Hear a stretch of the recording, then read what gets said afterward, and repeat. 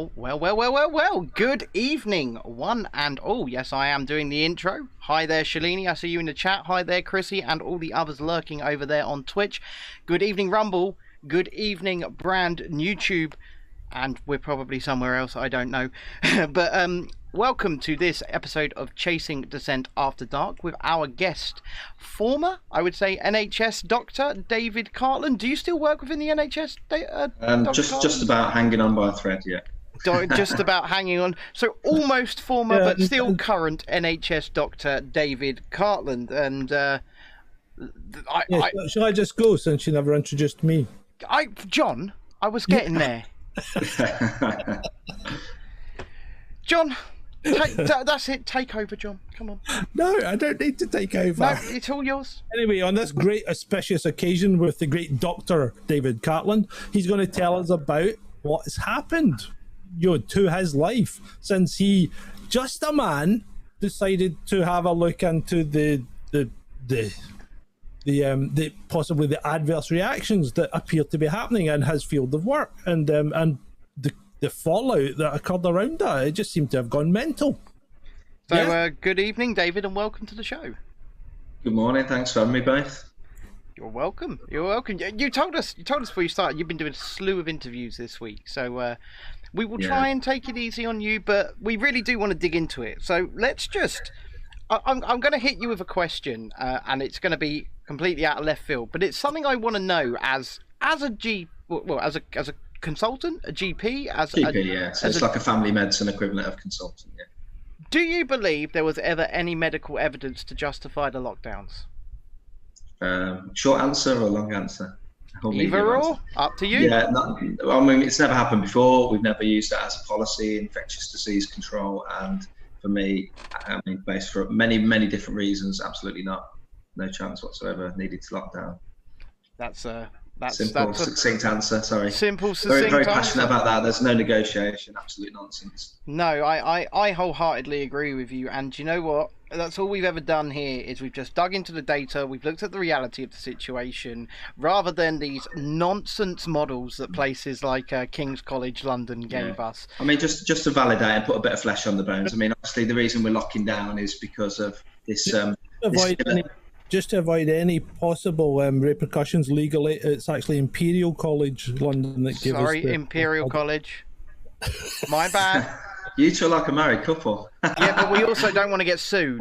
So. Fair enough. So what I was saying anyway, before you two started bickering, was we were locked down obviously because we had this killer disease on the loose that about a third of people, was it, or 60% of people didn't even know they had. So, that was the first mystery of them all. And, I forgot to say at the beginning, I like to qualify my position with my credentials in that not only am I a GP, please do.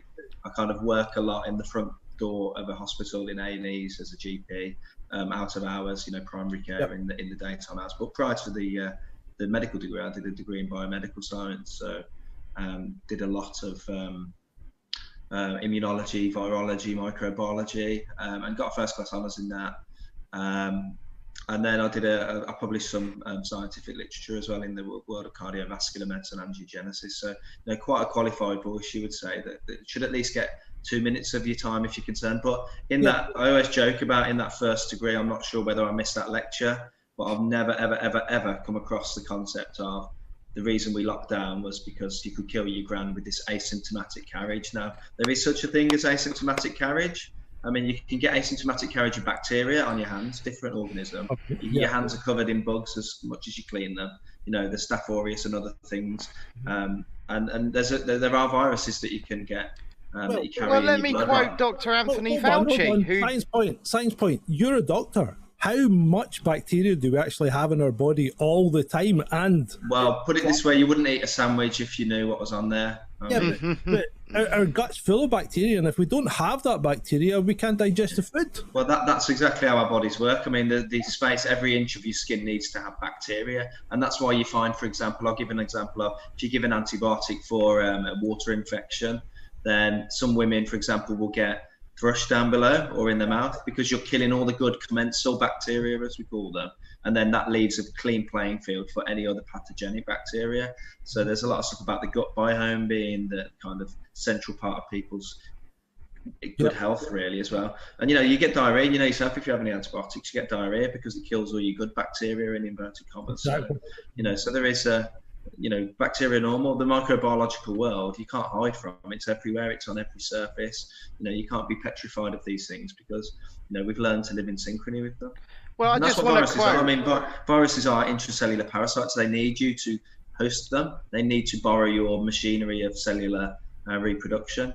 And by doing that, they kind of kill a few cells on the way, but they don't want to kill the host. It's not a good survival tactic. Well, no. Viruses are the ones that kill the host too quickly, like Ebola. Yeah. Yeah, I mean, if viruses get a pandemic wrong, obviously they're killing people left, right, and centre, and then they obviously burn out. But what we've seen, obviously, with the subsequent waves of, whatever it was, wild type, Delta, and now Omicron, BA 192 or whatever it is, that actually viruses will learn to live symbiotically with the host. Absolutely. They don't want to kill the host because it'd be the end of their reign on Earth. Well, absolutely. So it's just this is virology 101, but the amount of doctors who don't know that, for starters. And this asymptomatic thing is just, as far as I'm concerned, a load of rubbish, because I know other doctors have spoke strongly about this. I mean, I might have missed a lecture, but I never came across it in my year. Well, like I said, I just want to quote Anthony Fauci, who stood at the White House podium in it was either January or February of 2020 and said, I'm paraphrasing, but I'm trying to directly quote, he said, "Never in the history of respiratory viruses has an outbreak been driven by asymptomatic transmission." He said, if the asymptomatic transmission is rare, but it has never been the principal driver of an outbreak. He said they that. They coined the phrase asymptomatic carriage, but it's a like when you get man flu, it's coming, don't you? Yeah. You get that. I just don't feel right, and that's natural selection when it comes to infectious control. Because if you've got a headache or you feel like crap, you don't go out to the supermarket, do you? So we're very good at doing that. If you're sneezing and coughing and barking, quite naturally, you wouldn't go and visit your gran at the rest home, would you? No, that's just what you do. But they were telling us that 1/3 of people were these kind of silent killers of elderly relatives initially, and it's just utter nonsense. And I mean, it's been a nonsense, the whole thing. When we look back at this, never before in the field of human conflict have we quarantined the healthy. No. Well, we never have. Yeah, never have, and we should never will again. Hopefully, after this. Yeah, I mean, if they try and lock us down again, God help society. Well, Dr. Tedros is calling for a no-sex lockdown. He is. Well, there's a no-sex lockdown. I saw something earlier about a climate lockdown as well. A lockdown for climate change. No joke. Let's not even go there. Let's just not go there, because there's a whole can of worms that is just going to explode and come back and bite us in the ass. But so Dr. Tedros has asked for social media to Censor. stop. Well, basically censor people spreading misinformation about monkeypox, and he's asked for a no-sex lockdown. You have to stop having sex to avoid the spread of monkeypox. But I remember when they were trying to tell people when they were having intimate moments, that they had to kind of either keep social distance from your wife, and they were recommending certain positions, weren't they? Did you see the instructions for people to have essentially stand across the room from each other, masked, and pleasure themselves? Consider sex toys. Rather than... John, what are you doing? I know it's early. I want to go there, right? So, no kissing. Just pretend your wife's a hooker. Dear me. Oh, dear. I'm not going to comment. I'm going to remain professional. Yes, well, why we remain professional when we aren't? But I've got the GMC after me. He does. He has the GMC after him. He has to remain professional. I'm okay. I'm not a doctor. No, well, we've clearly said we're not a doctor, right? We're not. While we're talking, I mean, we might as well look at misinformation at the moment. So the misinformation is obviously whatever the government tells you is misinformation. Well, so, this like is I say, it. My credentials are my credentials. I mean, I said to you before we came on air, didn't I, that I'm now banned from every social media platform that's the meta ones, essentially. Yeah. And you get done for. I mean, I'm banned from LinkedIn for an interview that I did with someone called Sonia Poulton, and I'm actually sat there with a piece of paper, government documents, reading them out on air. Yep. Reading them with the reference that I referenced after the interview, reading off the Pfizer documents from the pregnancy trial data.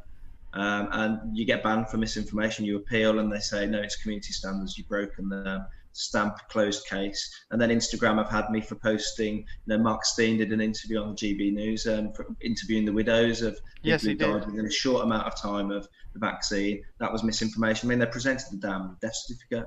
That's how, how's that missing? Who's in control of this label? And I find it quite well, actually, a friend of mine, a man named Wayne Cunnington, who is severely damaged by AstraZeneca, has been banned off Twitter for misinformation, for simply telling people what happened to him. He's not the first, he won't be the last. I mean, I like to try and publicise these groups. There are many of them, many of them, even too many to list. And they're not just like one or two odd people lurking in the shadows. They're just hundreds and hundreds and thousands of people that are disabled, utterly disabled, lost limbs, can't breathe, can't exercise, can't work, utterly, within a close proximity to the vaccine. Yet these people, according to the BBC, Sky News, all these mainstream media, they don't exist. I mean, Mark's doing great work, and GB News. He is, but he's the only one shouting. He's the only one shouting about it through the mainstream airways, and I would even argue. I keep begging the question of my colleagues. I only worked 2.5 days of general practice down here, and I wasn't looking for this fight.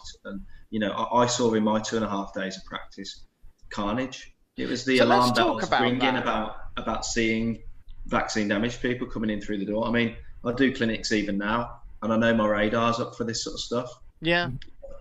People in the summer months, they've had 3 jabs and they're onto their 5th course of antibiotics for various infections, or they're just not right, or they can't think straight, or I keep saying I've seen it all, from not feeling right to death and everything in between. I still don't know anyone that's died of the coof. No, I don't. But I know people that have. But I would say the opposite about vaccine damage. Everyone knows someone. Everyone knows someone. I know 2 people who have died directly: a woman aged 29 and a man in his 30s. 3 or 4. Yeah, I mean, one of my brief stints back on Twitter, I put a call out because I wanted to interview, like we are now, interviewed vaccine damage, because they're not being given a microphone to speak. They're not. And tell the story. As soon as that happened, I was inundated with messages and stories that would rip your heart out, break your heart. People that have just been completely shunned by the medical profession, made to feel like it's in their head. I mean, if you have to have an amputation a week after your vaccine, then it's not in your head, is it? It's an amputation. Your legs not fit for purpose. So what you want to do, trust me, because before me and John got together to do Chasing Dissent, I did things on my own, and I've been down this road. I've had damaged people on. I've interviewed them. I've done them live, and when you get to the end of that interview, you are torn apart. And it is really, really hard. I think I did 4, and they were just so harrowing. What these people are just not aware of some of the shenanigans going on. We know about these sort of headline cases where people have had to have amputations or death, but there are so many people who have just been subtly debilitated. Yeah. And they can't think straight. I've had 2 vaccines myself. I've not really been the same since. That's all I'm going to say. Just I've not up the energy levels. I get zapped really easily, brain fog. Sometimes I'm talking and just forget my train of thought, and that never happened before. Bloody hell! I think I've seen him before, Ben. We've never got the word done. No, what I want to do is I want to go back to when you first decided enough was enough. I have to say something. What was your thought process? What put you there, and how did you first step out? What route did you go down? Yeah, it's a big question, actually. I'll try and summarise it. It's multifactorial. There wasn't a eureka moment. Right. It was, first and foremost, they asked me to... I knew what the vaccine was. I researched that it was a novel gene therapy. There's no product out there that's been used, particularly on this scale, mRNA. So my sort of guard was up, and I, from the beginning, conscientiously objected to having anything to do with it. And I can safely say I've never injected anyone with this stuff. Okay. But I was in and around, so there were afternoons where I'd be the only doctor on seeing sick people, and the entire workforce would go out to Vaccine Central, as I called it, man, woman and child, to vaccinate, like pneumatic drills, just one after the other. And the first concern was about consent. It's always been my first soapbox. That's been my major concern about all of this. And lumping into that, these are arguments you can't lose because they're basic, and principles that are enshrined in medicine. So basic medical ethics are valid consent, informed consent. And actually, if somebody doesn't consent and they've got full capacity capacity. They've got within their rights to say no. There are many examples I could give you, and you have to respect the bodily autonomy of that. And then linked in with the consent. I mean, I was listening to people coming out of the vaccine centre saying, "Oh, you can go to your play group now, son," and it was a child. You know, you can go and play football with your friends now, or "Oh, we can book a holiday now to Tenerife." And I never really ever heard anyone. That was just them walking out of the room. There was never a reference to what I'm saying from the killer disease anymore. But you know, never told how to report adverse reactions. You know, you were told this very cursory list of, you've probably seen it, you know, you get a headache, you get a bit of a pyrexia, a bit of a sore arm, but they were forgetting to mention the myocarditis or the infertility. So I had major issues about that. Secondly, mandate. We've never mandated a treatment ever, but they were sacking carers. They were threatening up until a certain point when they cowardly backed down. They didn't back down in the right way either. Oh, but they didn't back down when it came to the care home workers, did they? No, and I mean, I personally know a couple of care home workers that now, one's an estate agent, one's a driver. Yeah. And because they had to leave because they refused to take a jab that was A, experimental, and B, they just didn't want. And actually, by not taking that jab, you're not conferring a risk to anyone. But also, I would say that if going back to the argument of consent, if they relented and did take it simply to keep their income, they have not given informed consent, I would say. Yeah. And it's coercion. That's another thing, to throw in coercion and bullying and pressure. We've never done that, but with the C word, we happen to. So that was the first one, really, consent, mandate. That was my first sort of high horse. And then the second one was around about September, October time. I mean, I'd had the second jab at that point. I was threatened myself, kind of friendly warning, you know, you're going to need this jab, else it's going to be mandated in April. And they chased me around, literally.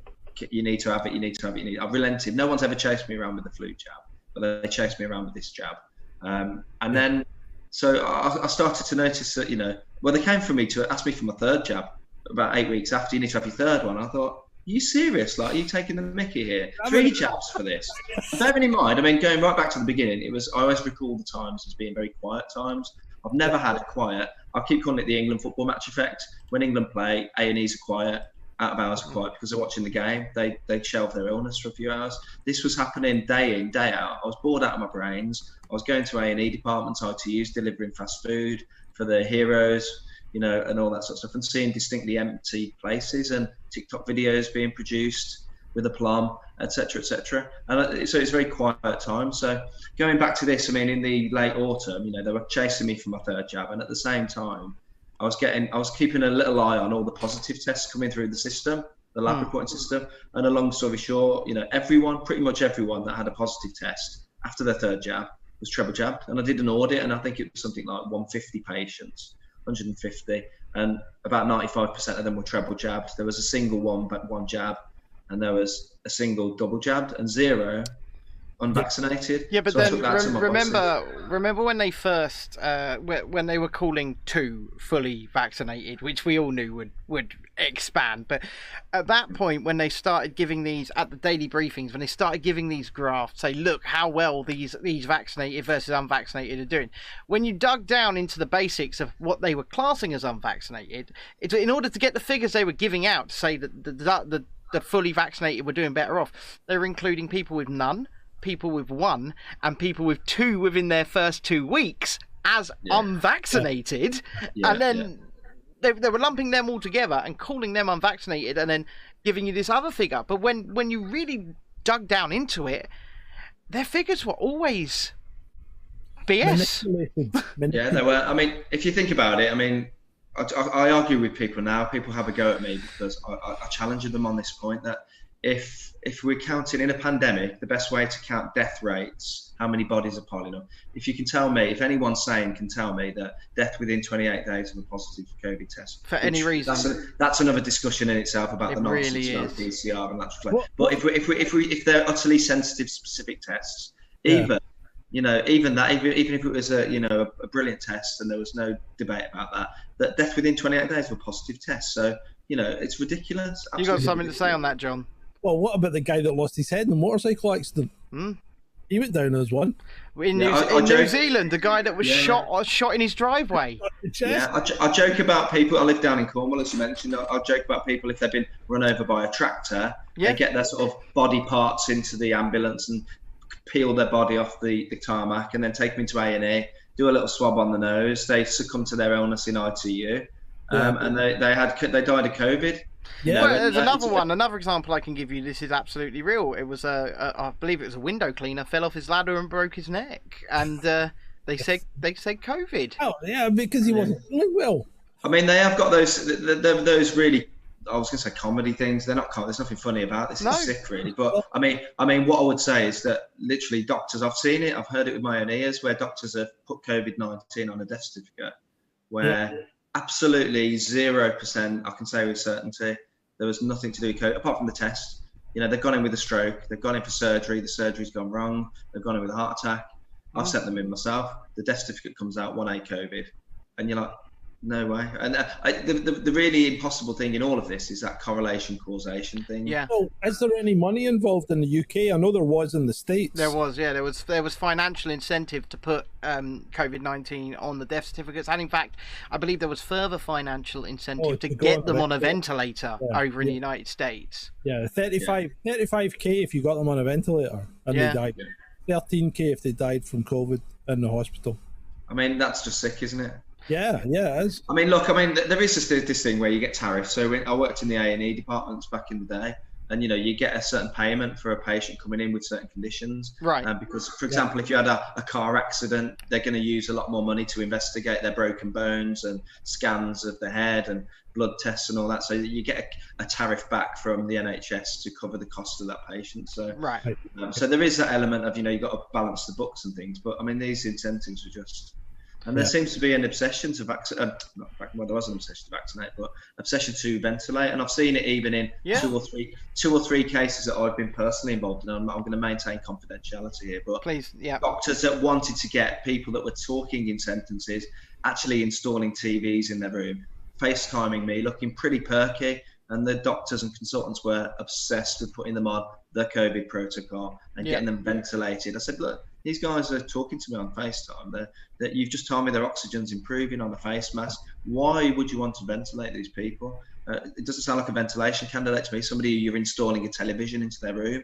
Somebody's watching Netflix. You first, John. I once rescued 8 people from a fire, right? And I had smoke inhalation, and the firemen were giving me treatment on the scene, and then the ambulance crew arrived, thankfully, and took me off them, and said they've been giving you pulsed oxygen. That's really dangerous if you're still breathing, and they're just giving me free flow oxygen after that, and we went to hospital. So, is it not really dangerous to give someone who can breathe on their own ventilation? Well, I mean, there's a few issues. I mean, I'm not an intensivist, so I never really got to the bottom of what these COVID protocols were, but just basic common sense would say that, and I know when you intubate somebody, you need to get their muscles relaxed, and it's an anxiety-inducing thing. So a little slug of a benzodiazepine would be acceptable clinically, but from what you see, and I'm going to stay out of the midazolam gate for now, but from midazolam prescribing and use of midazolam willy-nilly, big doses were given to people that would have tranquilized an elephant, let alone little old Doris. It's not something that we could adequately report on ourselves. So, but we can say that we used a year's supply in 3 months. Yeah, we can say that, but we can't say any more than that, John. Yeah, no, but that. But my question. Supply in 3 months. But my question is related once again to ventilation, and it's do you think that here in this country ventilation played a part in many deaths? Well, from personal experience, against any anecdotal, most people I know that got ventilated, including my best friend, never came out. So and you hear the stories of them, and you see, I can only comment about my friend. My friend passed away of COVID. But there was a hell of a lot of stuff that happened aside from a positive COVID test. Was things like repeated barotrauma, bilateral pneumothoraxes, de-intubations where oxygen starvation was going on for 20, 25 minutes twice, doing the whole tossing and turning patients. I didn't ever see the drug chart, and I've tried to stay away from that case because it's close to my heart. But there was a whole lot more than what Manchester Evening News made out, on their headline that she died of COVID-19. I mean, she had a positive test and she had a flu-like illness, but there's a lot happened to her, and that wasn't publicised. It was all this obsession with pinning this COVID-19 diagnosis on healthy people. everything. You know, I mean, I've seen people go around ITU saying these patients are all unvaccinated, positive COVID patients, and that's the headline. They leave it at that. But what they fail to mention is actually they're unvaccinated. Yes, they got COVID-19 on a lateral flow test that you did to everyone when they walk into the hospital. However, this one's a fractured neck of femur. This one's a sepsis from a pneumonia. This one's a step down from their abdominal surgery that didn't go well earlier today. So they're not telling porkies, but they're being economical with the truth. Yeah, and this is what they've done throughout, isn't it? I mean, this is something we were speaking about. Their quote unquote narrative is just built on a house of cards that's ready to be. It's an untouchable narrative. That's the issue. And people like myself, like I said, I've been banned on all social media. Yeah. I've always been very careful to reference everything, but unfortunately, the other side of the narrative don't afford me the same, respect to give me a proper scientific rebuttal. Or debate me. That's what, after all, medicine is about: debate and questioning hypotheses and looking at correlation and causation. What are the confounders here? What's the criticisms with that particular study, pre-publication to mean that we can actually go ahead and publish it? Looking at statistical stuff, this is stuff that should be happening as a, part of the course, really, and you need to do that. And I'm not still, just recently I've had a few awakening doctors that have thought, God, what have I been doing? I've been vaccinating children, for example. God, I wish I heard these interviews earlier, but they're starting to wake up. But it's been a radio silence, and you asked earlier on about how it's been. You're right, because we speak to people that aren't in our kind of social media type atmosphere, and they've no idea what's going on. Absolutely no idea. They believe. Well, when you say, that you might be meaning general public here, but even this week, I bumped into the person who vaccinated me at a random location this week, and I just quizzed her a little bit because she was obviously the one who vaccinated me with Pfizer, and I asked her about the Pfizer documents, and I asked her about gene therapy, asked her about mRNA, complete blank. Yeah. And now, I don't know how many thousands of jabs this person gave. Yeah. But she didn't know that Pfizer tried to hide the documents for 75 years. 75 Didn't know anything about indemnity from prosecution. Didn't know anything about mRNA or the technology or what it was even. The pathophysiology of how these vaccines are working by producing spike protein, about the fact that it's spread all around the body. Complete blank faces, and that's what's really weird and concerning, and that's where it leads to me. A vaccine's supposed to stay in the arm, isn't it? When you give it, it's not supposed. Yeah, right at the beginning, that's what I heard. Deltoid. It's only saying in the deltoid it starts a little mini reaction, but the millions and millions of particles. This same vaccine, if you both remember the Pfizer was meant to be kept at severely low temperatures. Everybody was going to need a special freezer to keep it, and we didn't have enough freezers for it. And then all of a sudden, oh no, it's fine.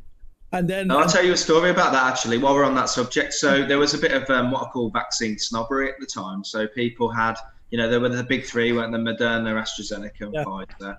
And if you'd had Pfizer first, and it's right, they came in super freezed. Yeah. You had to thaw them out, and you had to use them within a short amount of time, and you had to mix them with a certain amount, and you get 6 doses out of one vial. Okay.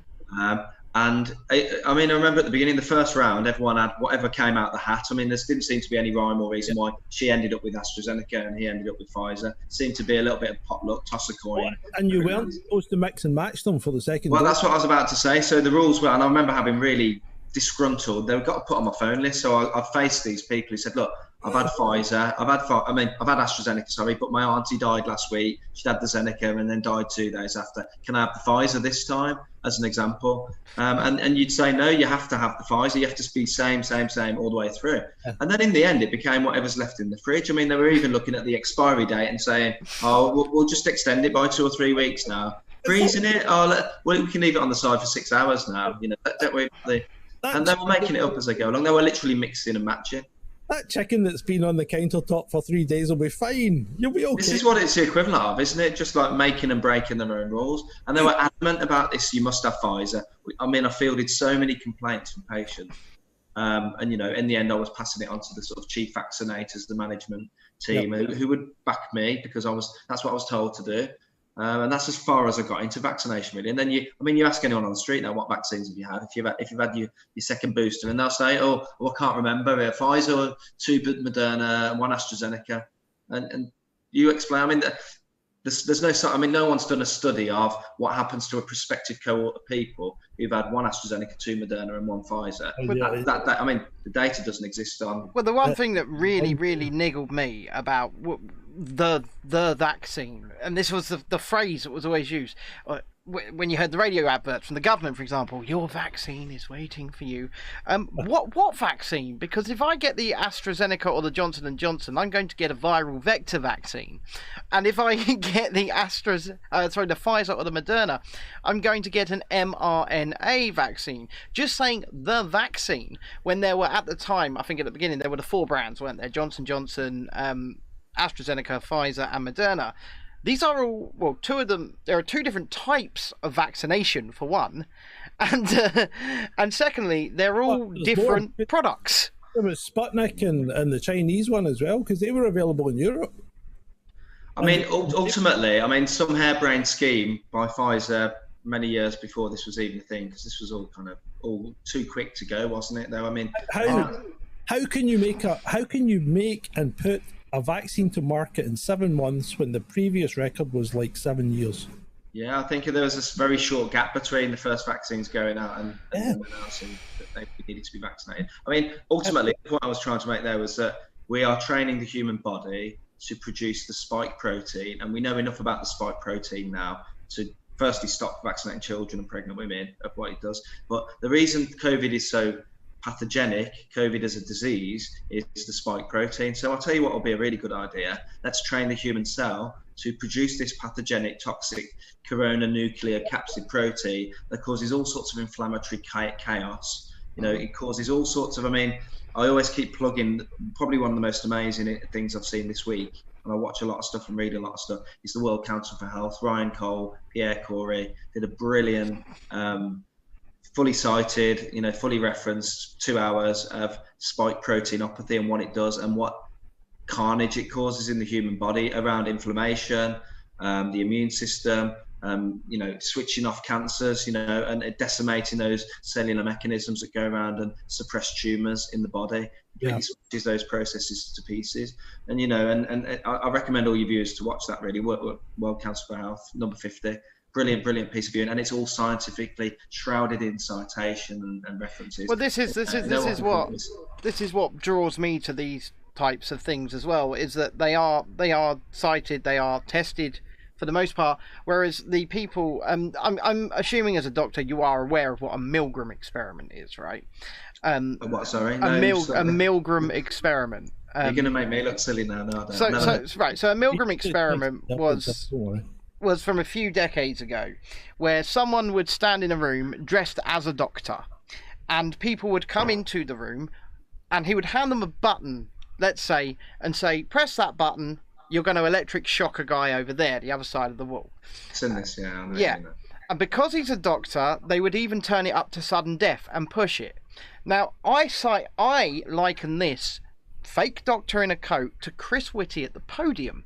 Okay, Chris Whitty is the fake doctor with the coat, because he stood there and he fed us information that simply, let's face it, every single prediction he made was wrong. Every single one of them. He stood there and he gave us fake predictions, and he said, trust me, I'm a doctor, do as I say, lockdown, circuit breaker, this, that, the other. And everybody did it.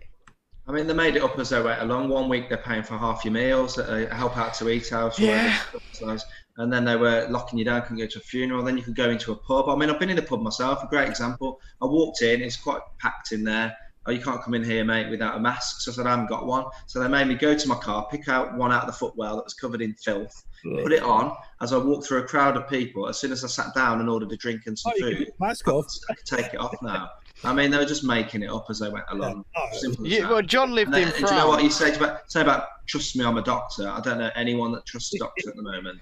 Well, John lived in France for quite some time. He's only recently come back, and they were pretty much, that was everywhere, wasn't it, for you? You just wore it under the nose and went where you want. I wore my mask there, and because it's there, that doesn't follow their rules. But because you had a mask there, they didn't bother you. See, if you went in naked, And it was the public that were doing it. The French. It's been a big showcase. It's been a big pantomime, hasn't it? I mean, I see it in buildings. Me and John can give you an example of the pantomime right now. John, what did we do in France? Oh, when we went for dinner. Well, not just for dinner. When we went to Disneyland Paris on vaccine passports, me as Susan and you as Barry. Yeah, and we don't actually have vaccines. No, we don't have vaccine passports. I used a screenshot from a woman named Susan and spent 5 days at Disney. And I used a guy called Barry. He used a guy called Barry. Absolute pantomime. I mean, you hear about horror stories at airports where husbands and wives have been separated at the terminal, and the wife's at home and the husband's sat on his way because he's got this vaccine pass. And then other people will just walk straight through the very same terminal with a different member of staff.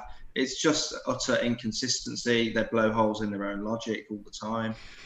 They make the rules and break the rules. So many inconsistencies. So I'm going through a situation at the moment where, you know, I won't go too much into detail because I'm employed by these people. But it just doesn't make sense. You're walking into work with a negative test, for example, yet you're a COVID risk to people. It's like, well, I've got a negative test. Well, it might be a false negative. So why are you making us do it 3 times a week then?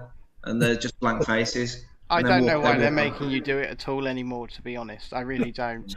I mean, the word endemic couldn't be more true right now. Well, I remember the first batch of boxes that we got in with these boxes of plastic, you know, climate change and all that. We got these boxes of plastic cassettes, single use only. And I remember the bosses at the time saying, this is a complete waste of money. Look at all the plastic. These aren't worth the paper or the plastic that they're written on. And yet we're now shutting down vast swathes of society where we were based upon this nonsense. And we haven't touched on PCR, but what a nonsense. Absolutely, what a nonsense. I mean, first of all, and this statement I believe is true, PCR is not now and never has been a diagnostic tool. It's not a diagnostic tool. You can't diagnose something with it.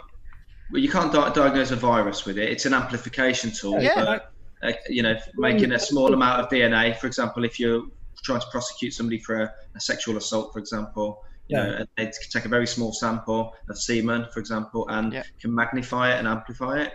And in doing so, make that invisible thing visible. So that's what it's there for. So, you know, without going off on tangents and things, I mean, they use a primer that sort of zips onto a certain genetic sequence and only that. And then they amplify the aforementioned primer that's been designed. And that's fair to say. And once again, I can quote Dr. Anthony Fauci and say when he said anything above 30 to 35 cycles will be dead virus and will be not very...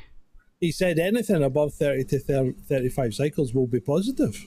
Yeah, it does. That's true, John. That's true. And if you turn the cycle threshold up to beyond 30, and they were using, I mean, we had a freedom 45 we were using here. Yeah, much higher. I mean, as you know, they were up and down in it to control numbers, really. And that's a well-known fact. They were going up to 45, and then if they wanted a quiet spell, rack it down to you know, anyone and everyone's got HIV, Hep B, Hep C, Epstein-Barr. If you turn up the knob far enough, you know, because Kerry himself said if you do it right, you can find anything in anyone, didn't he? So Arm in the chat has said he's worked in molecular biology labs for 20 years, clinical diagnostics labs for the NHS, and all their reports say that PCR is not a diagnostic report and should not be a clinical diagnosis. Well, Carrie Mullis said the same himself about his own invention, and then suddenly he disappears off the planet, doesn't he? Yeah, well, yeah. And he's being discredited left, right, and centre by anybody who doesn't want to listen, right? And this is the guy that designed it. And I mean, me and you won a Nobel Prize. Yes. Well, you see that in people like Robert Malone as well. I mean, how many more credentials do you need? He's vaccinated, so he's actually not an anti-vaxxer because he took his vaccine. I mean, let's talk about anti-vaxxers, shall we? And I ask this question of people: are you one? Well, I've had the vaccine, so but no, by definition. But what is an anti-vaxxer? What is an anti-vaxxer? I think an anti-vaxxer. I think the way people colloquially explore it as somebody who refuses all vaccines, and you know, all vaccines are bad. And you know, I'm on the fence. I've learned a lot about vaccines and stuff, and I don't want to go all. But I don't think anybody here could be described as one. And yet, we're all called it. Would you take a vaccine now, regardless of what it was for? Would you take one? Personally, no. I wouldn't take a vaccine now. I mean, for example, I'll give you an example to back that up. I mean, talking about the scientific non-logic. I mean, we're getting. I've heard Fauci say it. I've heard Dr. Bill Gates say it as well. Dr. Bill Gates. The best. I mean, have you heard the clip where he says, unfortunately, the Omicron is the best vaccine. We've all seen that video. I've seen Fauci 5 years ago, even talking about flu. If you had flu.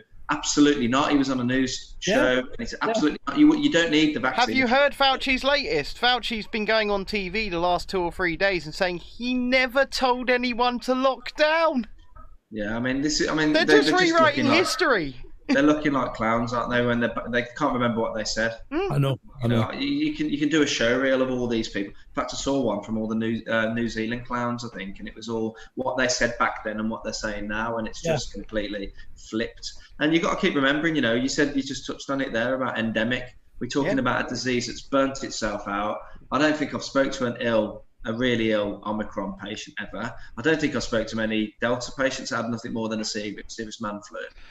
In all honesty, and even at the beginning, I personally never saw anyone that was, fulfilled the criteria of, had a cough, had a fever, couldn't breathe, went into ITU, had a certain pathology on their chest X-ray.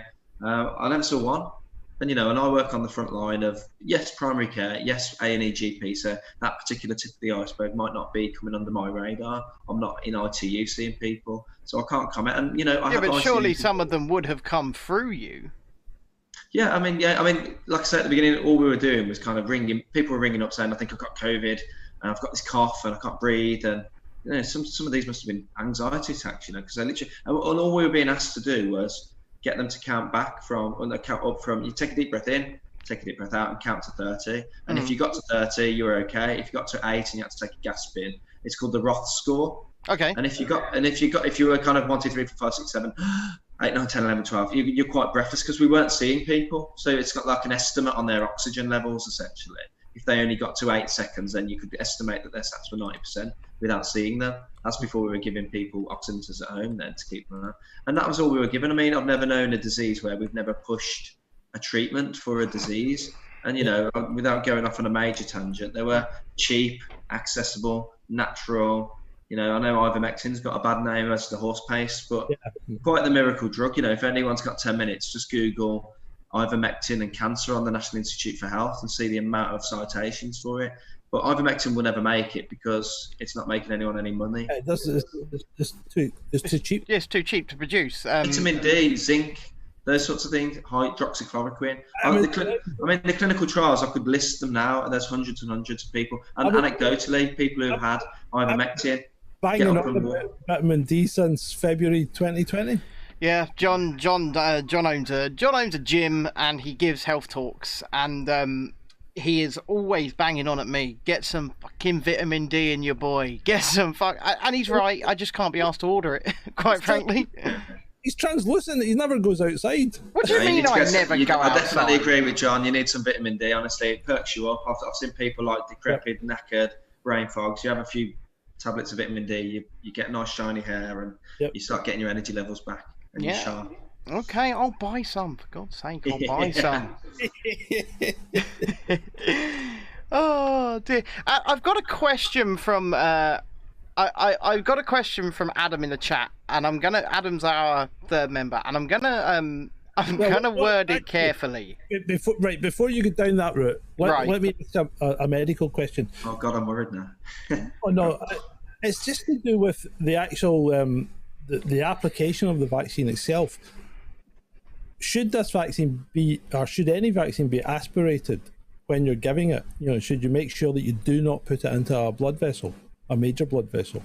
My understanding, and I can only tell you about my understanding from my medical training. I mean, a lot of nurses do the vaccination programs in the kids and flu vaccines and everything now. So when you stick a needle in anyone, if you get a flashback of blood, that's not a good sign. You should not proceed to press that plunger down.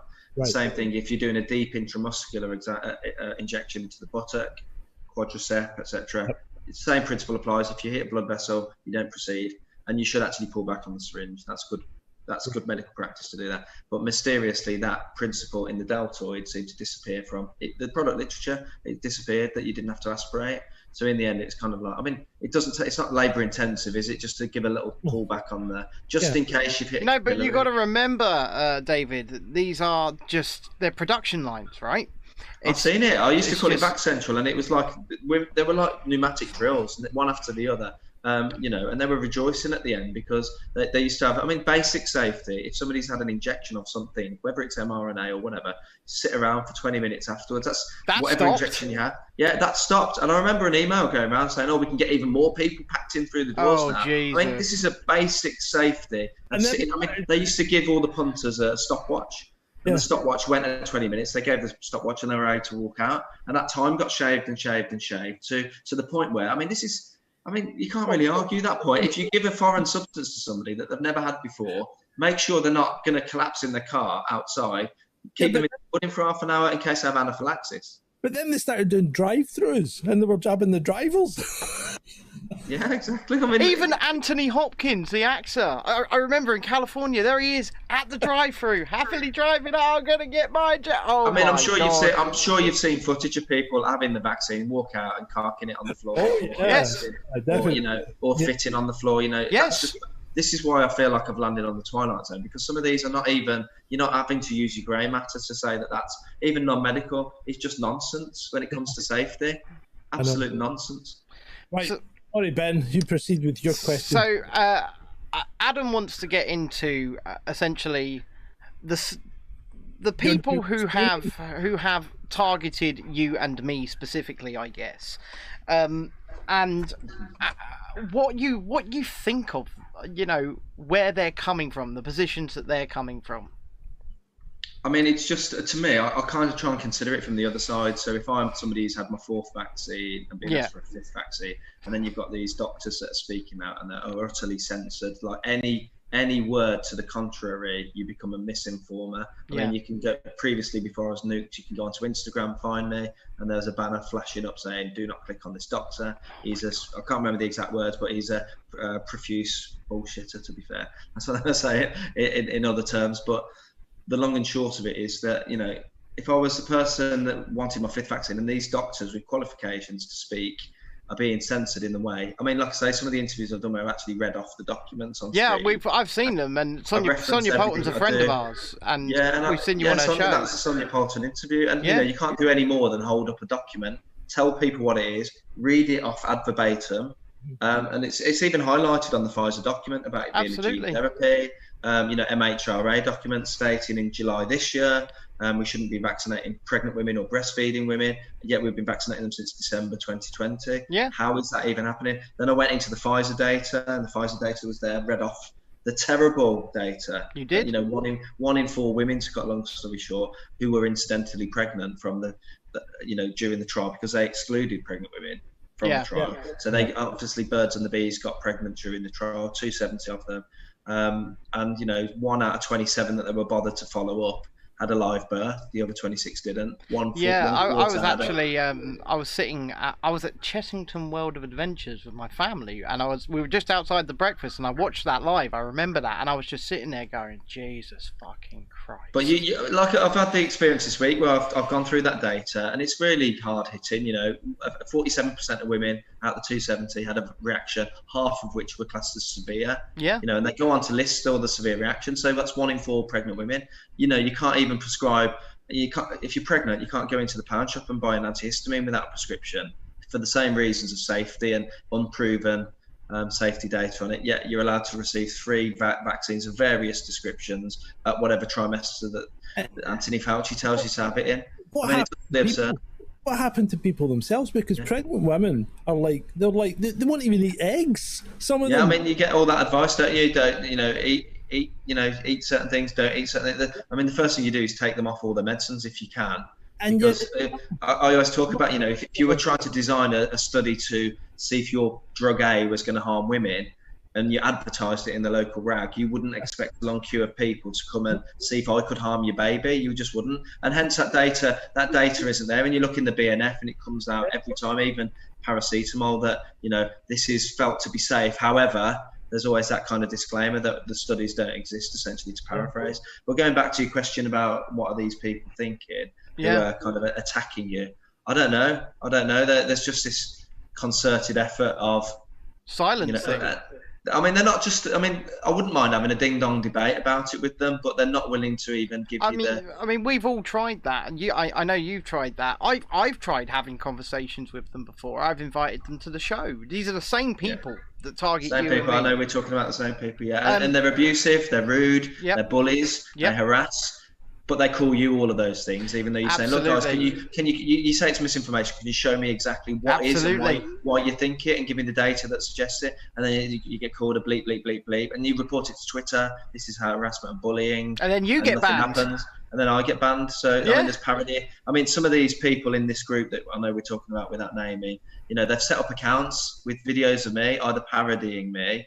Or, there's pictures of me with goggly eyes and devil horns. And they set up accounts claiming to be me as well. They doxed my home address. They, like you said, they're abusive. And then they claim you are abusive when you're just trying to send in numbers, great numbers. And you can't, I mean, it becomes a tirade eventually. And so, I mean, within minutes or hours of that tirade, you're then suspended. So whoever these people are, whoever they are, whoever pays them, there must be some element of being paid, because as we talked about pre-show, these people are on Twitter 24/7. Absolutely. They're certainly not what they purport to be, and that's how I'll leave it for now. Absolutely. And I mean, they even targeted my wife after I was gone. They went for my wife.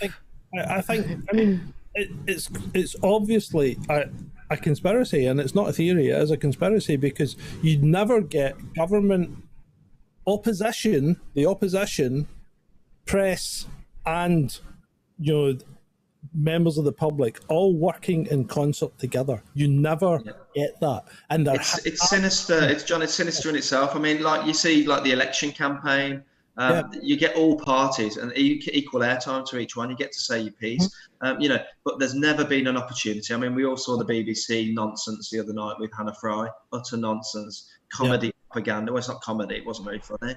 No, it's not funny. And they're allowed to do that, and that's not misinformation. I mean, they're quoted.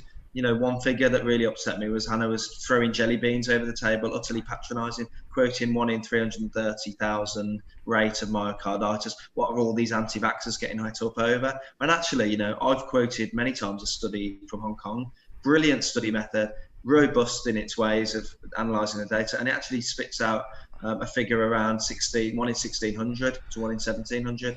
16 to 18-year-olds who didn't actually need the vaccine getting myocarditis now. But regardless of using jelly beans, regardless of the figures, okay, my stance and take on this has always been that people should go and get it if they want it, and don't if they don't.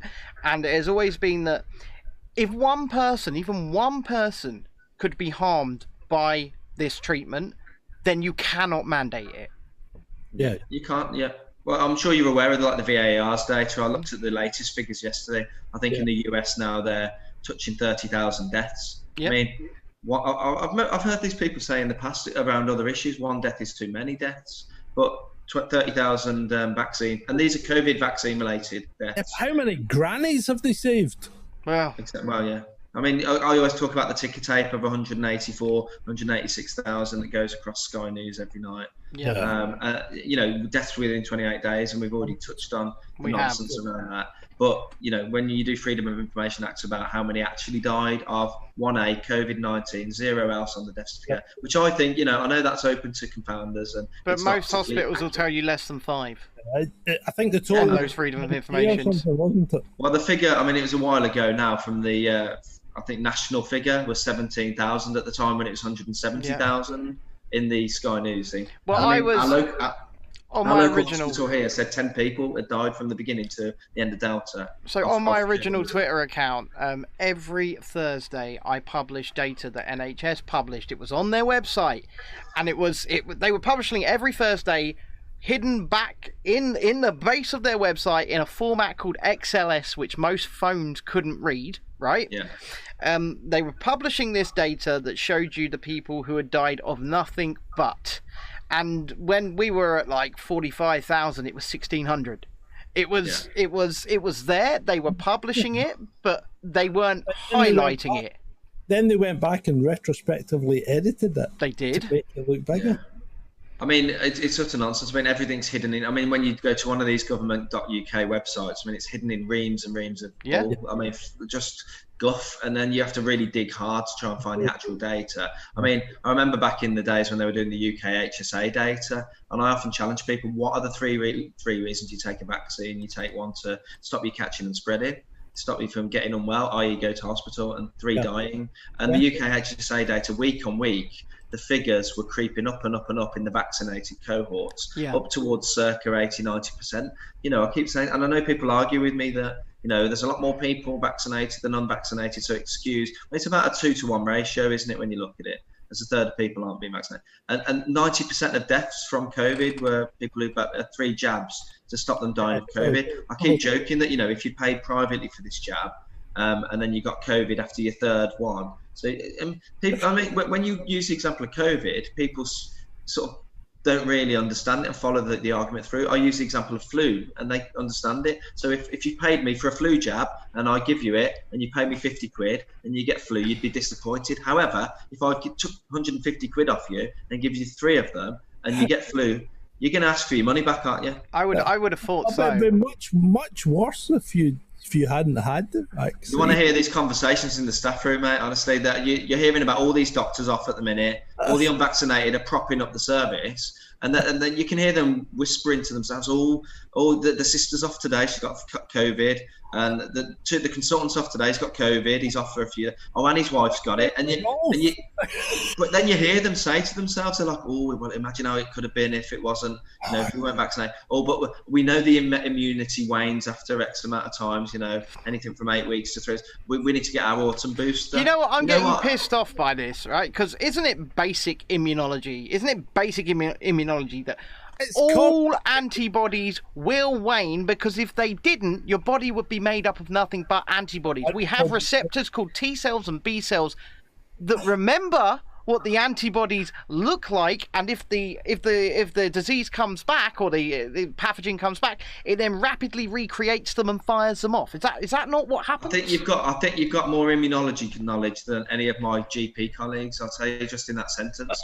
So I mean, you're right about that. I mean, I'll give you an example. What on earth is crossing a doctor's mind vaccinating somebody for a disease they've already had? Well, in close proximity. I mean, end of argument, end of discussion, go home. As far as I'm concerned, you know, at that point, you go home. I mean, what? I mean, I've heard Fauci say, you know, the best way. I mean, he actually got asked the question: if you've had flu, would I need a flu vaccine? And his words were, absolutely not. Absolutely not. It's the best vaccine you could ever have. Well, yeah, because you're vaccinated against every part of that cell, right? Whereas if you go and get the vaccine, you're only being vaccinated against the spike protein. I mean, I've heard it many times the last few months that these, you know, injections are better than natural immunity. What? How can they be? Based on what? I mean, what's your justification for that? How can they be better than nature? Can't be. And these people are just obsessed with playing God. They are. I mean, you hear. Well, I don't want to go off on a WEF tangent here, but these guys are obsessed you with. You will eat the bugs, and you will be happy, Dr. Coughlin. But these people are just obsessed with messing with the human genome and messing with things and making things meta this and cyber that and AI this and messing with people's humanity. Yeah, human dot 2.0. Yeah, exactly. Yeah. Yeah. But you're right about T cell memory. You get infected and you get a small amount of T memory cells. Yep. And those T memory cells are poised for, you know, if you get that bacteria or virus again, they're poised for attack. That's why if you get a sore throat and you've had tonsillitis, suddenly your glands appear. That's your glands recruiting the cells that are going to spit out the antibodies and neutralize it. Well, this is it, and this is how I've always understood it to be. And then all of a sudden, we're basically being told, forget that. Yeah. I mean, I read a medical paper that said you shouldn't be injecting respiratory virus vaccines because the first line of defense is the nose, the mucus. Mucosal, yeah, you're absolutely right. Mucosal immunity, yeah. If you take it nasally or through the mouth, then it's going to activate that in the proper manner and you'll get better immunity. So it's what I'm saying. It's that mucosal immunity you get, whereas in the blood, it's a different sort of immunity. Yeah. So. To keep it simple, but yeah, absolutely, it's like firing the wrong bullet. I'm starting to feel somewhat intelligent, and that's probably not a good thing. Dunning-Kruger effect. But it's nice. It's nice to feel validated. So thank you, Doctor. But but like I said, that's how we've always understood this to work. And all of a sudden, we are essentially being told, It's vindication. I'll give you a very current example of this in real life. So my kids have got COVID. No, they haven't got COVID. They've got chicken pox. So what are all the neighbours asking to do? They're asking to come round and have a chicken bring them pox round. party. Bring them round. And that's it. Mic drop moment. What happens to chicken pox parties? Yeah. Why are we not having COVID parties? Yeah. I mean, both my kids have had the old pox, and now we know, as we know, they are immune for life, right? And Bengals. yeah, they used to. Well, no, I mean, even this week, I mean, obviously it's gone around the school, the local school here where I live, and there's still people coming out this week saying, "Oh, there's this outbreak of chicken pox amongst all the kids. I'm going to go and pay and have a vaccine privately for chicken pox." And you're like, because that's in America, that's a thing, really, isn't it? But here, the chickenpox vaccine, I've only actually really seen it appear commercially over the last maybe year, 18 months, where it's been appearing in Boots. Get your chickenpox vaccine for £5 here. I found it very odd. So I'm disabled, right? And I've never met the threshold for a flu vaccine for free. I've always been told to have one, but I went to pick up my prescription last week, and this is in July, and my pharmacy said, "We've got a message from your GP here. They want us to flu vaccinate you right now." No. And I just went, no, I'm okay. And are you being an anti-vaxxer? Well, I just never needed it, right? It's just, but the thing is, it's July. I've never met the threshold, and then all of a sudden they're saying, "Yeah, you're disabled. We want to do it for you now. Let's whack it in you." No. 2018 was a cracking year for the flu vaccine, right? It turned out to have an efficacy in adults of 12%. Yeah. Well, you don't need to have a flu vaccine anymore because flu's disappeared off the face It's of the gone. earth, It's gone. 2018 was the year it killed 64,000 people. But And 2020 was the year that it was killed. The flu was killed. Rest in peace. Let us pray. Science. But Oh no, sorry, wrong one. Shut up already. It's science. he's got a toy. He can press buttons and there can be sound. I need one of those actually. I'm pretty shocked he hasn't used it yet. That's the first time. I've been kind of putting it in at appropriate times. Yeah. And it's hard to get an appropriate time when David's talking because he's quick fire. He's right in there. He is. This is very good conversation. I don't think you're suffering any brain fog today, mate. No, I think you're doing. I think you're doing great. It's the caffeine I had before we went on there. Have you been drinking You've not been drinking Red Bull or Coke or something like that, have you? Just a coffee all day long. Well, that's not so bad. John, this is what keeps me going. Yes, I know. I survive on it. It's really unhealthy, but it tastes great. I tell him he's going to be dead before he's like 40, but he just won't listen. So that's vitamin D and Coke. You've got to stop now, and any Red Bull that passes your lips as well. It's not good for you. Yeah, I've got Red Bull. Oh, no. Don't start me on that poison. So Chrissy says in the chat, he's a bloody excellent guest. That's directed at you, David. Absolutely. There you go. You won't be able to find me anywhere though on social media. Well, you're on Truth and you're on Getter. I'm on Truth and I'm on Getter, not for long. I think my Getter's starting to glitch a little bit now. Getter, I mean, they'll catch up with these platforms at some point and censor them.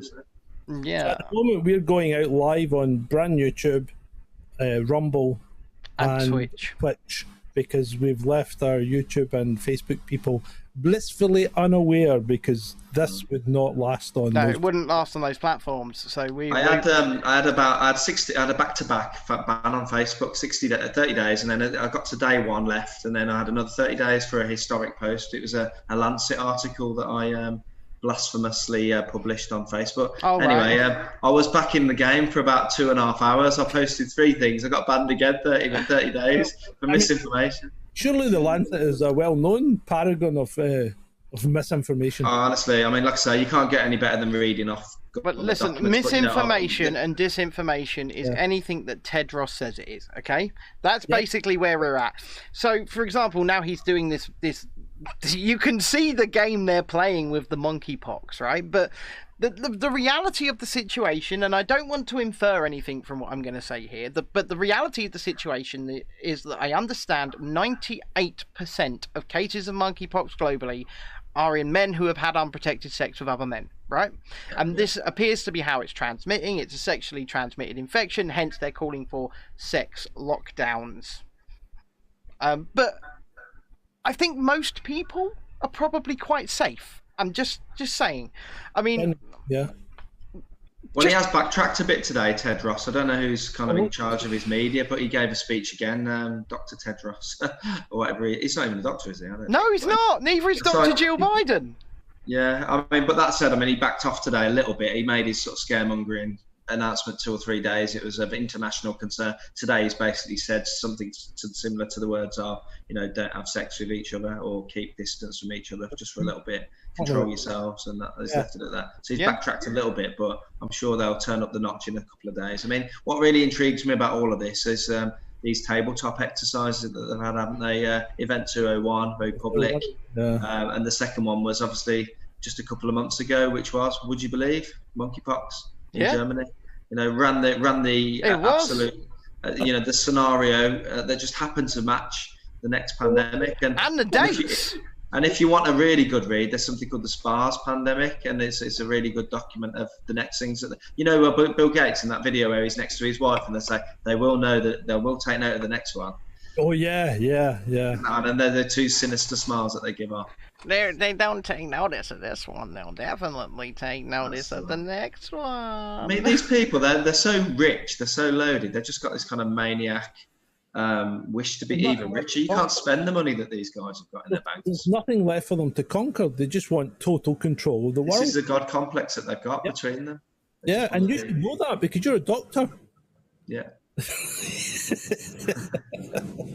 Doctors are probably second to these guys. Doctors have got a God complex, as they have. And this is the thing, like you said earlier, trust me, I'm a doctor. Doctors used to back in the day take the Hippocratic Oath. It meant something to them. I've often talked a lot about the Hippocratic Oath, and it does mean a lot to me. People keep saying you are obsessed with COVID. I keep saying the immediate response to that is yes, I am, because this is a worldwide phenomenon. We're going to look back on this in 5 years. Of that, I'm certain, and look at the people who stepped up to the plate and spoke out. And I am obsessed with patient safety. I am obsessed with patient ethics. I am obsessed with safety, particularly of children and pregnant women and unborn fetuses.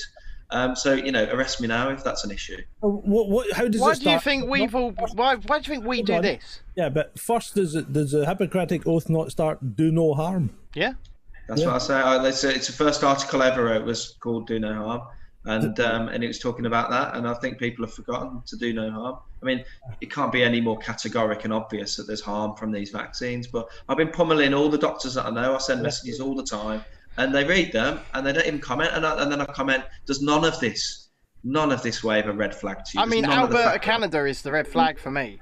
So the dead people being the unknown causes now being the leading cause of death, jumping from 500 in 2020 to 3,300 in 2021. 500 was about average for their population size. It was about what they were running at, and then all of a sudden it's the leading cause of death. No, you got that wrong. Actually, it's called sudden adult death syndrome. There is a diagnosis. SADS. That's right. SADS, yeah. Oh, good. But I mean, we were talking about it earlier, weren't we? About the Professor Norman Fenton spoke on UK Column earlier about, and I'm only halfway through the interview again. I would recommend your viewers watch that. And the reason for that is he talks about this causation correlation thing. So after the second jab, we can park COVID for a little bit. We're talking about, like you said, all-cause non-COVID mortality. More people are dying younger and younger than ever before in their droves, getting labelled as unknown deaths. But he goes through, the phenomenon that followed after the second vaccines, and it was kind of like in reverse age order, a few weeks lag after the vaccines were given, of older people getting gradually younger, dying of other things, not COVID. And then the government gave us a gold dust experiment by repeating the job with the second, because obviously at that point there's confounders around, it could just be delayed diagnosis, poor access to service, people not being able to get through on the phone to the doctors, let alone be seen and diagnosed and treated. So that was in the confounding mix, really. But then the government boosted everyone, and so that phenomenon repeated itself again, similar lag. Similar build-up in reverse order of age down through the ages, with each passing week of younger and younger people dropping down dead of other causes, not COVID?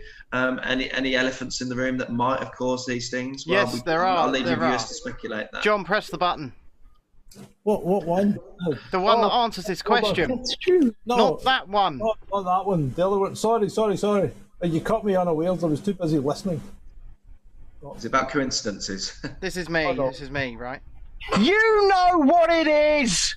That's what we use on channels where we're not allowed to say So things. when we're on mainstream channels and we want to talk about these sort of deaths, we just press that button. You know what it is. And that's what we leave it at. You know what it is, because everybody with 2 brain cells to put together knows what this is. They know I keep what's seeing happening. the meme flying around today. Vaccines, the biggest cause of coincidences. Yeah.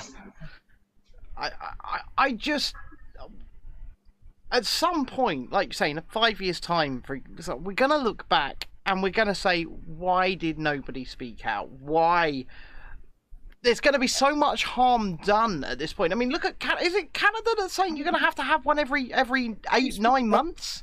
I mean, they've been quite open. They've been open about the fact that the antibody drop off after 8 weeks. I think, depending on what study, 6 to 8 weeks. So unless you're willing to have one every 2 months, you need to roll up your sleeve and risk Russian roulette with paralysis or myocarditis. October, what was it? October 2020. I said, I hope I'm wrong, but this is a cull and it's going to come. Well, nothing instills confidence when you're rolling out a novel technology and a new drug on the whole world than trying to lock your data away for 75 years and take indemnity from prosecution from day one.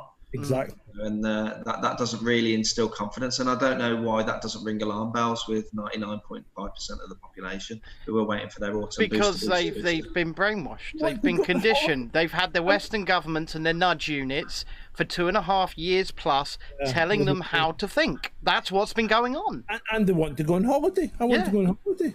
You can have your pretty things back if you do as you're told. It's what it is. I mean, the whole propaganda around children. I'm being inundated on my Facebook before I was banned again. To, these adverts saying you get your vaccines to protect your gran.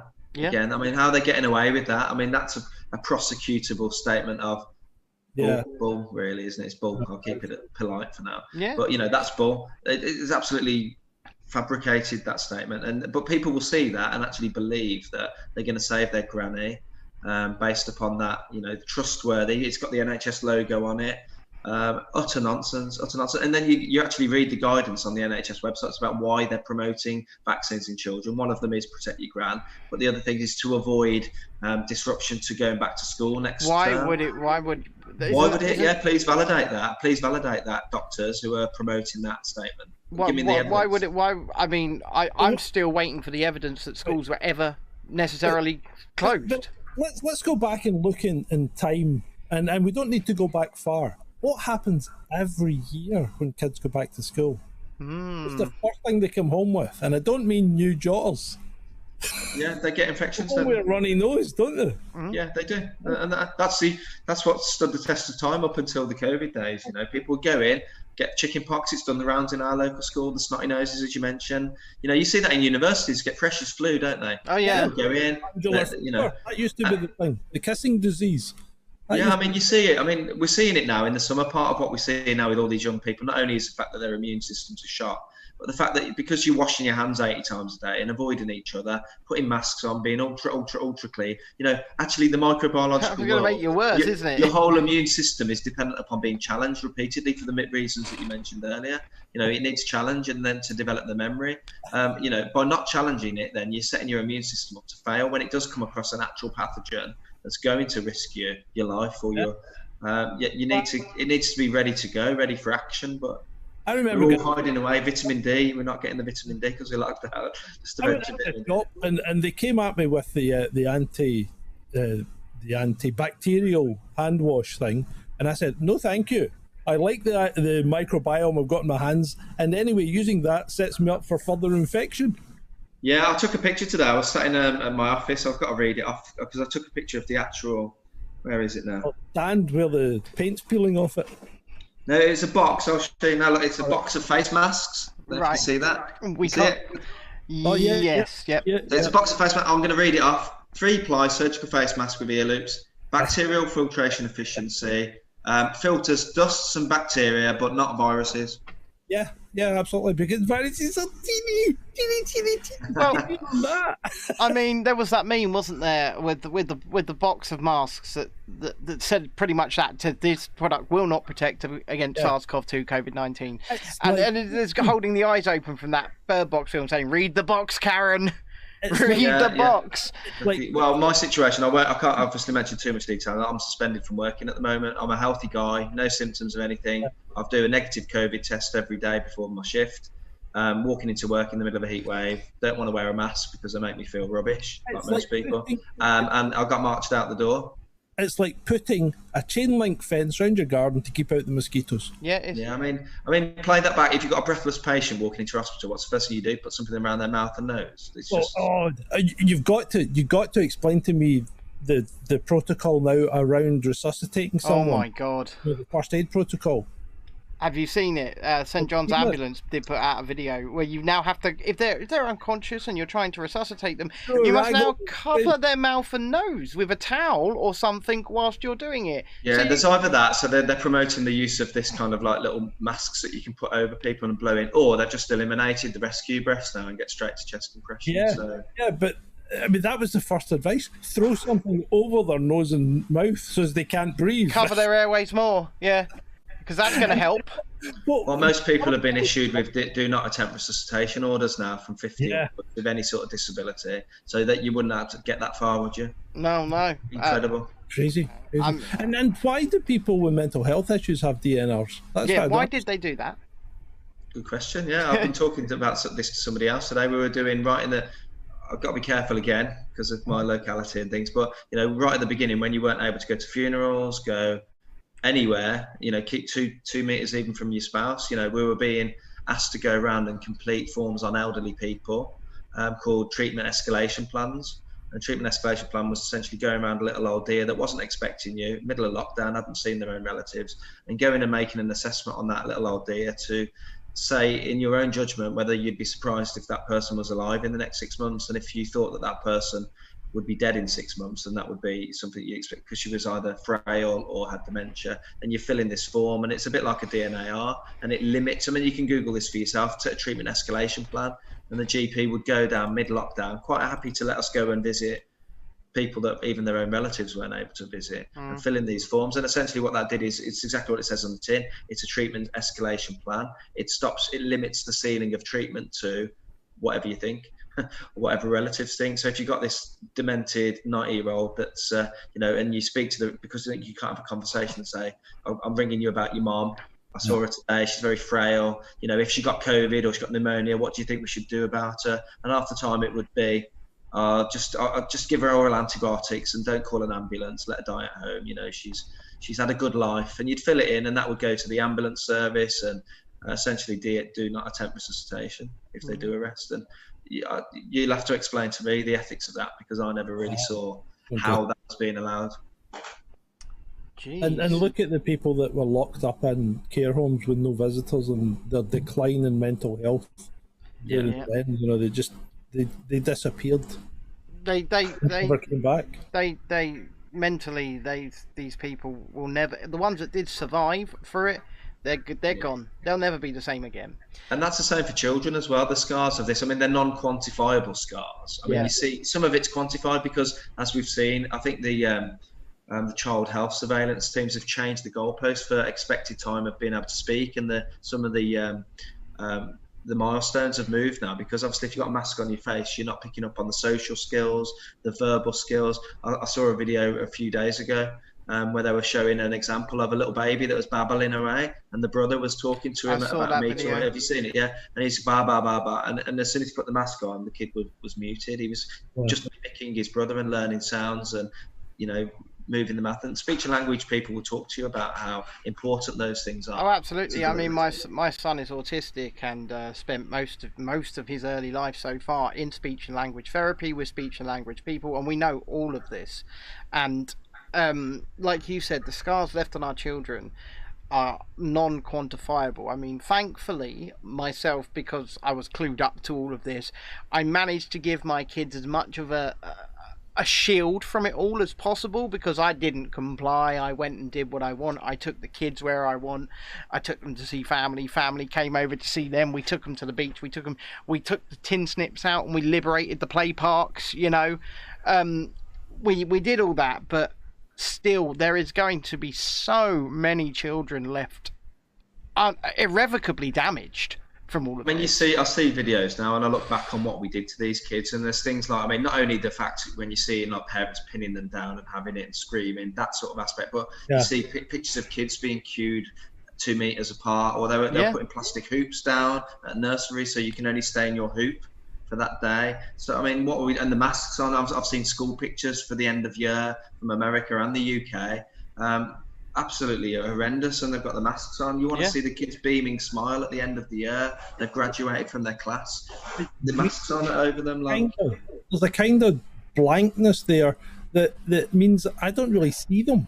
See, when people are wearing a mask, people aren't questioning those blind policies. Like I've had it this week with Maskgate, as I'm going to call it, that people just keep saying it's policy, it's policy, it's policy. I said, but if something's policy, you are still allowed to question it. Doesn't mean it's right. Ask for the evidence, particularly if you're going to mandate something. You need to know that the evidence is there to support it. As far as I'm concerned, if you're going to mandate anything, you need to be damn sure that it's going to make a difference. And let's face it, up until the year 2020, every mask study, peer-reviewed, ever done, said that they did not help against respiratory viruses. In fact, in many cases, it made the outbreak worse. It's even better than that, because last night, what did we say?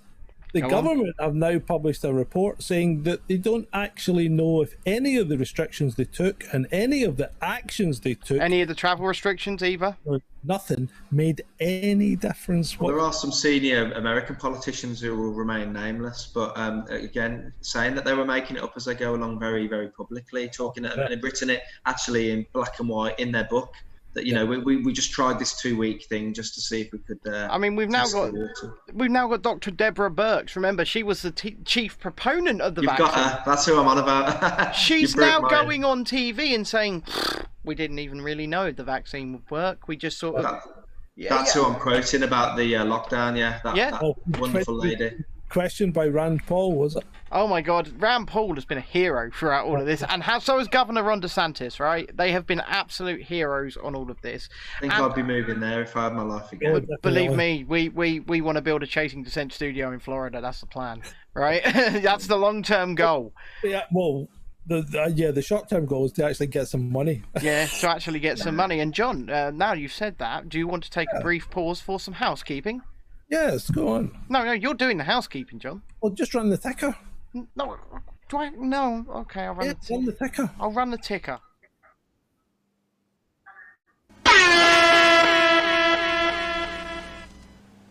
Right, come on, people, get on board. We give you £1,000 of value every week. All we're asking for is £5 a month. £5. You can't even buy a decent cup of coffee for £5. Get on board, help us out, make us happy. But yeah, okay, we're back. That's it. There we go. So that was the ticker. That was the ticker. Get a picture of me in the middle and things going on and. Basically, he's asking them for patrons. And remember, if you do join Patreon, every Wednesday and Sunday after our show, you get to come to the after party, which means you get a link to come into the show after the show is finished and shoot the shit with us for about half an hour. Anyway, I'm looking at the time and I'm thinking we want to start wrapping this up soon. Yeah, that's been a very, very quick 90 minutes. It's been such a quick 90 minutes. You've been a fucking brilliant guest. I'd like to say, would you come back at some point? I would like that. Yeah, happy to. Yeah, do you know what? I've reached that point now where the shackles are off. If people want to try and shoot me, they can. I don't care. I'm standing. I keep saying I'm standing for the children, genuine. Standing for pregnant women. I'm standing for healthy adults. I'm standing for humanity. I've made zero money out of it. It's not been a pecuniary interest that I've had in any of these interviews. It's been about spreading the truth. Oh, believe me, we've made no money out of the 2.5 years of this we've done. We've spent thousands of pounds. We're trying to do this. My big bugbear this week has been calling out the doctors. The doctors that are completely blind, the ones that are starting to wake up, the ones that are tapping me on the shoulder to say, actually. You're getting such love in the Twitch chat right now. That's what we've been trying to say. You're great comments. You've absolute legend, absolute phenomenal guest. David is a hero. It's been great, David. Thanks. Yeah. So I do agree with John. We do need to have you back, and we need to have you back soon. Because anytime. You disagreed or agreed? I said I agreed, John. Oh, right. Sorry, I'm just that used to disagreeing. We should get our mutual friend from Twitter on, eh? Have a debate. Do you know what? I would be very, very open to that. That's never going to happen. Well, do you know what? I'll tell you a quick story, and without naming it, it was arranged. We were arranged to have a debate with a neutral person, and they were never neutral as it turned out. But anyway, I'd agreed to do it. He played good cop, bad cop, the guy who mediates him. I offered him to do all the questions. He could choose the questions. He could go first or second. They voted. We got the questions, and then it was mysteriously suspended the day before. And then that was all over Twitter that Dave Cartman's bottled it. He's ran away. All his friends came and. Well, well, you know what? I would be absolutely. I think we would be very much open to hosting that, and for that time, we would stand as neutral arbiters, right? We'd sit in the middle. Yeah, but just before, my recent stint back on it, the same people came about, and I said they were goading me about what I've just talked about, and I said, look, let's do it, but my only stipulation is we do it with a neutral guest because this person wasn't neutral. From what he was posting about me, and secondly, we do it on mainstream media just so we get an audience because we never had this one side of the narrative versus the other. There'd be public interest in it. The next day, I'm nuked. The account's gone. Surprise, surprise. Yeah. And on that, John. Thank you, one and all, for attending this very special edition of After Dark with Dr. David Cartland, and of course Ben. And me. But thank you everyone, and a special thanks to David for coming on. That's been fantastic. It's been very illuminating, and 90 minutes doesn't give us enough time to do the whole thing justice, so I'm pretty sure that David will be back on at some point. I hope so. Yeah, this has been such a fast-paced, illuminating, brilliant conversation, so thank you, David, for doing it, and I hope to talk to you again soon. No, brilliant. Thanks for having me, guys. Thank you, and everybody, good night. Good night.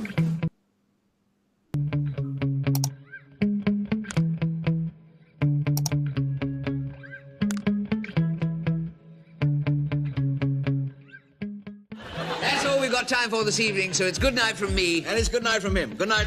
Good night. Good night, everyone. Good night, Mama. Good night, Daddy. Stop playing with my bust! Good night, everybody. Good night, children. Good night, Daddy. You're a what? A pianist! Mwah! Good night, everybody. You have been a delightful audience. So, good night. Thank you. Oh, my bottom hurts. Good night, everybody. Good night, Elizabeth. Good night, John Boy. Good night, Tim Bob. Oh, I did love that hamster so. I took it into bed with me every night, you know. Good night, everybody. I think, ladies and gentlemen, I think I have to go now. I've been standing here for a very long time. I think the end of the show must have come and gone. There you go. That's our solar system. You forgot Uranus. Good night, everybody. Thank you for listening. You've been very nice to work to. Good night, Tim Bob. Good night, Tim Bob.